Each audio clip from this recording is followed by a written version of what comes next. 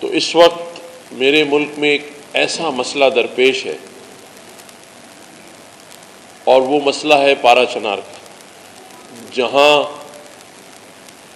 دو مسلک یا دو گروپ آپس میں غلط فہمیوں کی بنا پر یا شرانگیز لوگوں کے بھڑکانے میں آ کر ایک دوسرے سے دستے گریباں ہیں۔ کئی اموات ہو چکی ہیں، وہاں غذائی اور دوائی قلتیں بھی پیدا ہونا شروع ہو گئی ہیں، کیونکہ ایک دوسرے کے سامنے اگر آپ اسلحہ لے کے کھڑے ہوں گے تو پھر مسلمان کے سامنے، پاکستانی کے سامنے کھڑا ہے، تو ہم دشمن طاقتوں اور قوتوں کو کیا میسج دیں گے؟ آج پڑوسی ملک بھارت اس سے زیادہ کیا خوش ہوگا جہاں وہ پارا چنار کے اندر ایسے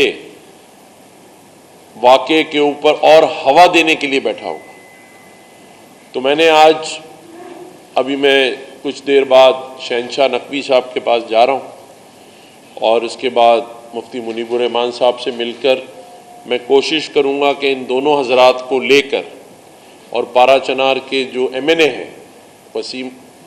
حمید حسین، ان سے میری رات تفصیلی بات چیت ہوئی اسلام آباد میں، کل رات میں اسلام آباد میں تھا اور ان سے میں نے تفصیلی بات کی ہے، وہ بھی میرے ساتھ جانے کے لیے تیار ہیں۔ میں ان مذہبی لوگوں کے ساتھ اس بات کے لیے کھڑا ہوں کہ آپ ان کے ساتھ بات چیت کریں اور اس معاملے کو ڈیفیوز کرنا ہے، رستہ کھلوانا ہے اور شیعہ سنی میں پیار محبت پیدا کروانا ہے۔ ہمیں دشمن طاقتیں مسلک، مسالک اور قومیتوں میں بانٹ رہی ہیں۔ میں ہمیشہ اپنی بات میں یہ بات کہتا ہوں، تو میں اپنے پارا چنار کے تمام بھائیوں سے، مسلمان بھائیوں سے یہ اپیل کروں گا کہ جو تشدد اور اسلحے کی روایت اور سیاست ہے اس کو ختم کریں،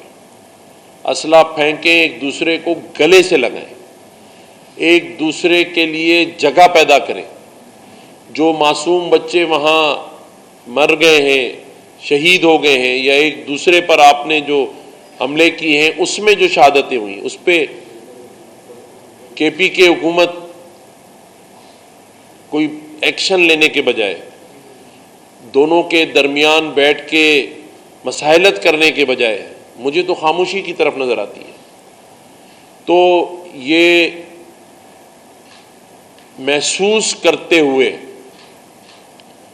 کہ ایک شخص کی شہادت یا موت، اموات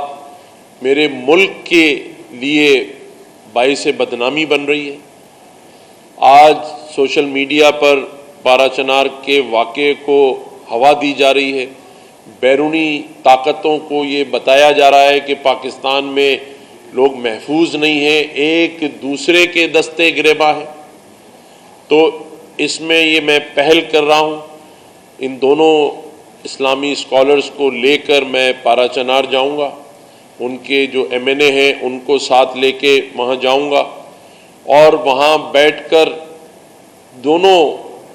لوگوں کی بات سنیں گے، جو حل نکل سکتا ہے وہ حل نکالنا ہے،